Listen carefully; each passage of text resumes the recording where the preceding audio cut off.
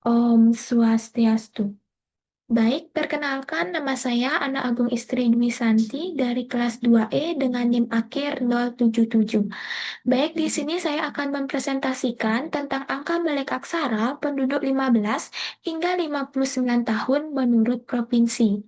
Di mana di sini saya mempunyai data mentah dari BPS, berikut linknya sudah saya cantumkan pada bagian bawah. Nah, secara umum, data ini menunjukkan adanya peningkatan angka melek aksara penduduk 15 hingga 59 tahun di sebagian besar provinsi di Indonesia dari tahun 2018 hingga tahun 2020. Eh, ini mengidentifikasikan keberhasilan program literasi atau peningkatan akses pendidikan di tingkat nasional.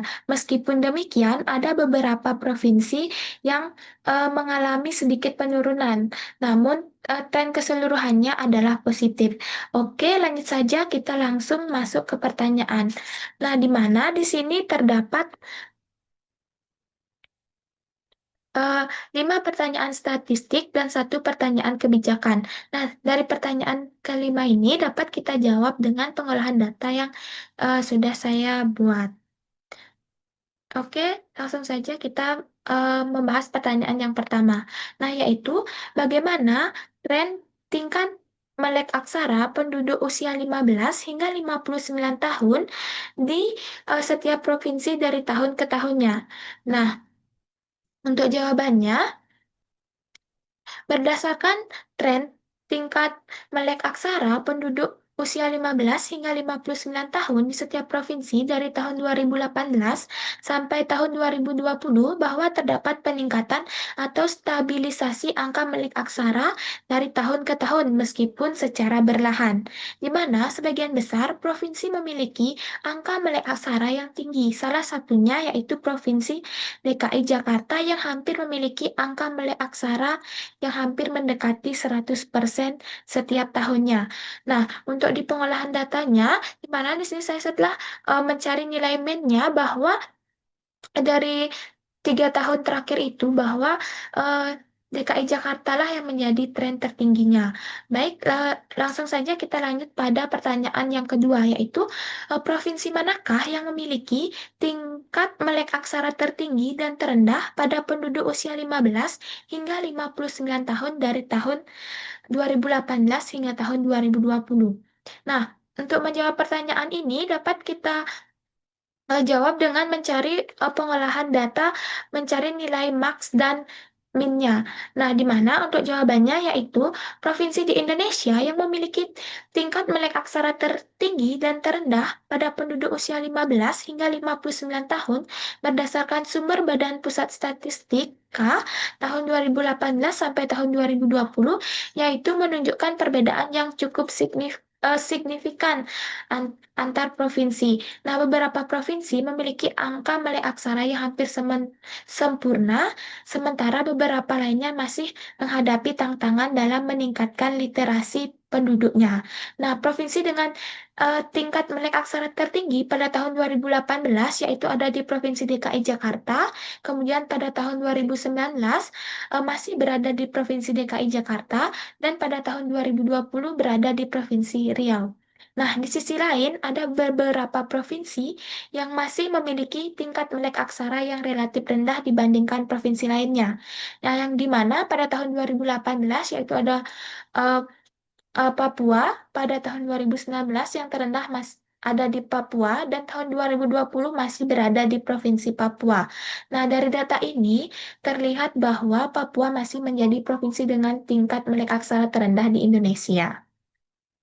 Baik, lanjut saja kita pada ke pertanyaan yang nomor 3, yaitu provinsi apakah yang memiliki eh, selisih nilai sebaran tertinggi dan terendah tahun 2018 hingga tahun 2020. Nah, untuk menjawab pertanyaan nomor 3 ini, dapat kita lakukan pada bagian pengolah datanya, yaitu mencari nilai jangkauan, yaitu dengan mengurangkan nilai maksimum dan minimumnya.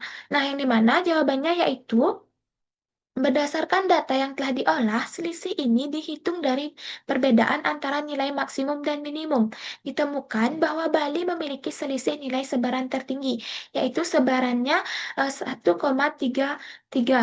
di mana angka ini menunjukkan adanya variasi nilai yang cukup signifikan di antara data yang dimiliki oleh Provinsi Bali dibandingkan dengan provinsi lainnya. Nah, di sisi lain terdapat beberapa provinsi yang menunjukkan selisih nilai sebaran terendah, yaitu sebesar 0,01. Nah, provinsi-provinsi tersebut adalah Riau dan Kalimantan. Selisih yang dimiliki oleh kedua provinsi tersebut memiliki tingkat homogenitas atau kesamaan nilai yang tinggi. Baik, kita lanjut kepada pertanyaan yang nomor 4, yaitu provinsi apakah yang memiliki proporsi penduduk dengan angka melek aksara di bawah kuartil pertama, yaitu pertama Q1 tertinggi. Baik, nah untuk soal yang nomor 4 dapat kita jawab dengan mencari Q1, eh, mencari Q1-nya. Nah, untuk jawabannya yaitu untuk mengidentifikasikan provinsi dengan proporsi penduduk yang memiliki angka melek aksara di bawah kuartil pertama Q1 tertinggi, dapat mencari provinsi dengan nilai Q1 terendah. Nilai Q1 menunjukkan batas di mana 25% data angka melek aksara terendah berada di bawahnya. Oleh karena itu, Q1 yang lebih rendah mengidentifikasikan bahwa sebagian besar dari 25% penduduk dengan tingkat melek aksara terendah di provinsi tersebut memiliki angka yang lebih rendah dibandingkan provinsi lainnya. Berdasarkan data kuartir, eh, provinsi yang memiliki nilai kuartil pertama Q1 terendah yaitu adalah Papua dengan nilai Q1 sebesar 77,545. Provinsi ini secara signifikan memiliki proporsi penduduk dengan angka melek aksara di bawah nilai ini yang paling tinggi dibandingkan provinsi lainnya. Dapat kita lihat pada bagian pengolah data Q1 bahwa Papua lah yang menjadi terendah. Baik, lanjut saja pada pertanyaan yang nomor 5, yaitu bagaimana penggunaan teorema Chebyshev untuk menemukan rentang nilai angka melek aksara yang dipastikan mencakup setidaknya 75% dari keseluruhan provinsi. Baik, untuk menjawab pertanyaan nomor 5 dapat kita jawab menggunakan pengolahan data teorema Chebyshev-nya. Untuk jawabannya, yaitu berdasarkan teorema Chebyshev, dapat memodelkan bahwa setidaknya 75% dari provinsi di Indonesia memiliki angka melek aksara penduduk usia 15 hingga 59 tahun pada tahun 2018 hingga tahun 2020 yang berada dalam rentan antara 92,43904233 hingga 99,91178633. Angka Angka ini menunjukkan bahwa sebagian besar provinsi memiliki tingkat literasi yang sangat tinggi dan relatif, meskipun ada seperti Papua yang berada di batas bawah, di bawah batas. Nah, baik, lanjut saja pada pertanyaan yang terakhir, yaitu pertanyaan kebijakan. Bagaimana strategi pemerintahan dalam mempercepat peningkatan angka melek aksara di provinsi dengan angka terendah seperti Papua? Nah, baik, untuk jawaban yang nomor 6, yaitu strategi pemerintahan dalam mempercepat peningkatan angka melek aksara di provinsi dengan angka terendah seperti Papua, yaitu pemerintahan perlu mengevaluasi hambatan geografis, sosial, dan budaya. Pemerintahan dapat mengalokasikan anggaran khusus literasi daerah tertinggal, penerapan pendekatan budaya lokal, penguatan infrastruktur, dan sumber daya manusia lokal.